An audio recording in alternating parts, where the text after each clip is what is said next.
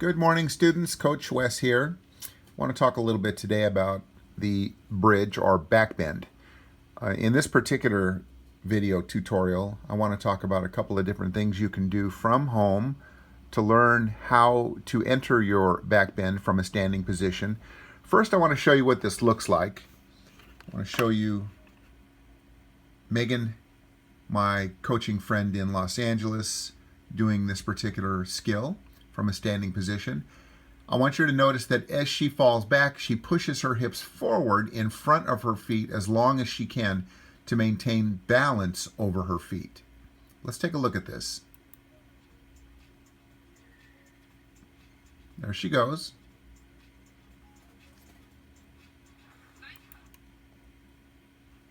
Let's watch that again. Let me back this up a little bit because I want you to watch the moment when she releases. Right there, she's releasing. Okay, see how she's moving up on her toes? Okay, she moves up on her toes to continue to push her hips forward over her feet. Look where her hips are in relation to her toes. They're directly over her toes. Then she drops back on the hands, and the hips fall back slightly in back of her feet.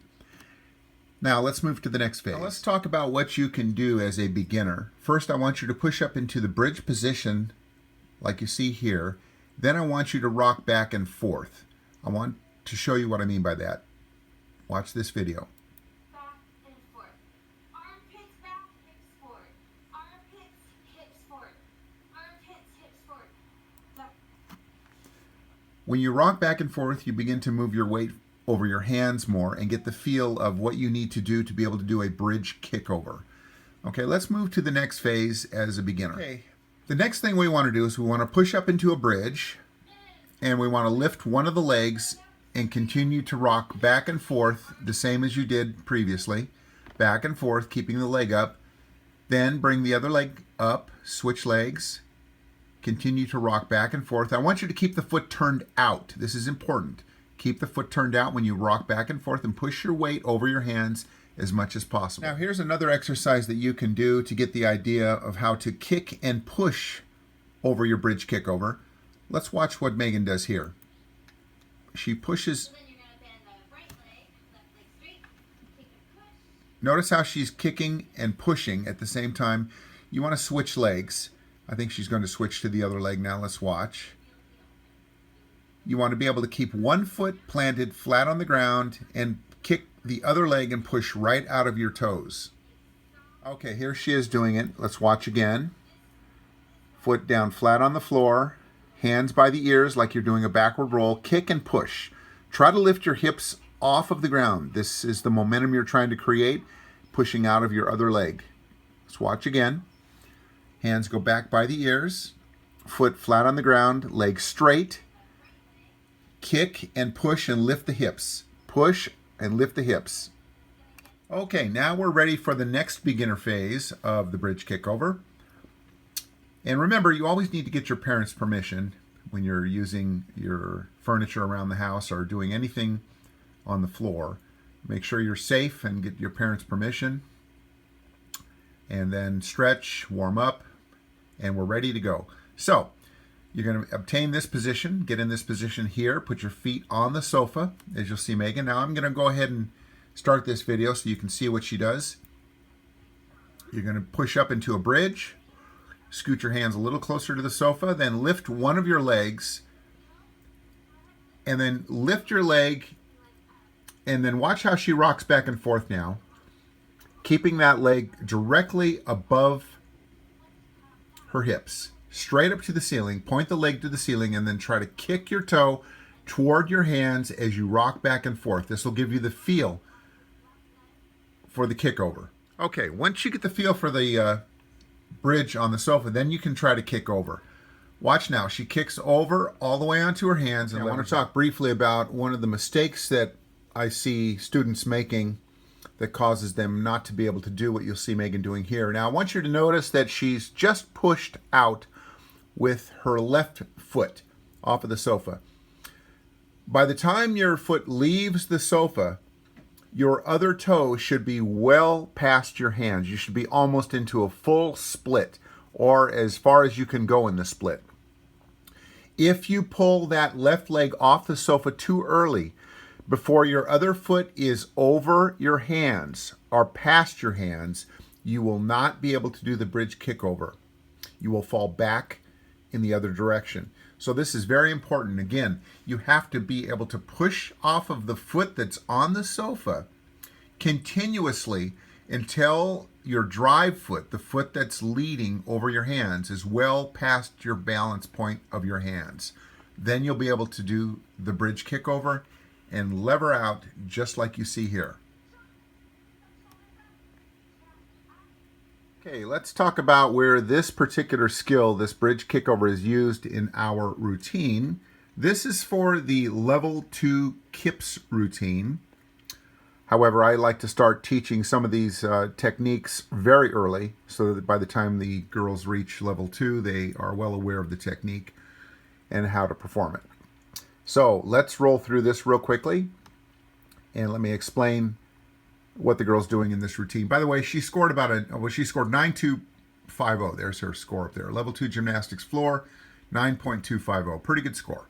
Let's watch her do this. Now, she just finished doing the candle in the routine. Roll down to pike sit. Now she's going to lie back onto the floor. You girls remember this. Bend the knees as close, bring the feet as close to the rear as possible while your hands are placed by your ears, getting ready for the bridge. Now she pushes up into the bridge. We had a person walk in front of the camera there. Bring one foot back. Okay, when she pushes up into a bridge, 1 foot back. Now here's a deduction. Anybody see the deduction? Okay, smart judges will see this. Look at her right foot. Her right foot toe is not pointed. Some of our students do this as well. You must keep that toe pointed when it comes off the floor, when you kick over. So she kicks over. Let's see if she ever does point it. Now she starts to begin to point it when it comes overhead.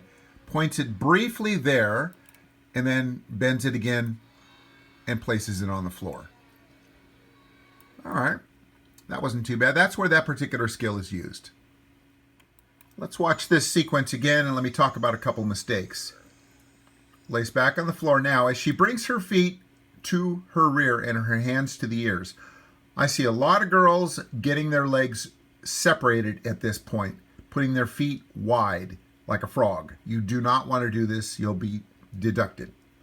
Keep the feet together and keep the toes pointed as she has here. Keep the toes pointed. Then place them on the ground as close to the rear as possible. Then push up into the bridge. Legs straight. Bring 1 foot back. You're allowed 1 step back. Bring 1 foot back underneath your rear again as close as possible. Then kick over. Split. You want that split to be as wide as possible over the top. Judges are looking for this. Keep your toes pointed. Keep the head neutral. Do not lift the head too much at this point. Keep the head neutral. That's good head position, by the way. You're still looking at the hands, but your head is as neutral as possible. Then lever out. Now, in this case, she's bringing that left leg down a bit too soon to the floor. Remember the rule. The rule is to keep the back leg up as you lift the chest. That came down a little bit too soon. Not much of a deduction if the judges noticed it at all, but I would have preferred that she kept her back leg up slightly longer to lever out and keep it in line with her body. Okay, you remember at the beginning of this video I showed you a back bend or a back limber starting from a standing position. If you can do that, and if you can do the other exercises that you saw in this video, I want you to try this. Now, you may require a spot in this. Don't try this unless you're very confident that you will not get hurt. And parents can spot you if they have some spotting experience, put their hands by the hips. But you have to be careful when you do this. I don't want any beginners to try this without a spot or without more guidance. So let's watch and see what she does. This is something that will actually help you get used to the motion in the back handspring, going backward for the back handspring. This is something that I have girls start with sometimes. Now watch this very carefully. She does her back limber, pushes her hips forward, hands go on the ground, then push over the top, and stand. I don't like the way she finishes that. I teach it slightly differently, but it gives you a pretty good idea. Let's take a look at this, back this up a little bit, okay? All right. Now, one thing I want you to notice when you do this, okay?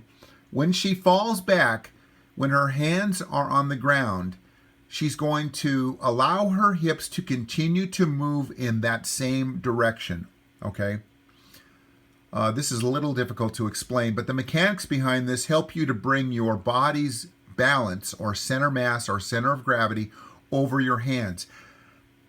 The important part is that you finish that slight amount of momentum with pushing out of your toes. Let's watch this and see what I'm talking about. But it's a little bit difficult to explain, but let me try to show you what I'm talking about here. Okay, watch as she drops back. Notice the position of her hips. And watch as she drops back onto the hands. She's going to allow her hips to continue to move over her hands and finish that movement by pushing out of her legs and toes. Watch as she falls back now, right there, push. Okay? That's what I'm talking about. Now her hips are over her hands, moving beyond the hands. You definitely need to continue to do this. You need to utilize the push out of your legs and toes in order to enhance the momentum you created with falling back. This is kind of an awareness that you'll need to do the back handspring, although the back handspring uses different mechanics in the beginning and finish. Watch, push out and down. I want to talk about one more thing I like that she does here that some coaches may not like. Notice her hand position. Her hands are forward as she begins to fall back into the bridge position. Okay, I actually like this, and I'll tell you why. Because what this does is this simulates the motion of the arms in the back handspring. Even though the rest of the body is in the incorrect position for this, she swings her arms back as she falls back onto the ground. Watch what she does with her arms. Opens and then to the ground. Okay, I like that because that simulates the motion of the arms in the back handspring, going from a more closed position with the shoulders to an open position, as you see here, with the shoulders, as her body rocks over her hands and she pushes out of the toes. Okay, that I do like. I like when the arms start this way, but the arms must finish. The arms must go back and open all the way to the ground and then rock back over the hands as she pushes out of the toes. This will semi-simulate some of the movement in the back handspring, but it will definitely get the student more familiar with going backward in this manner. And then when they're back in the gym, I can help them learn the back handspring more effectively. Okay, thanks for watching the video. Hope you're having a great day, and we'll be back in the gym soon, practicing and learning these skills.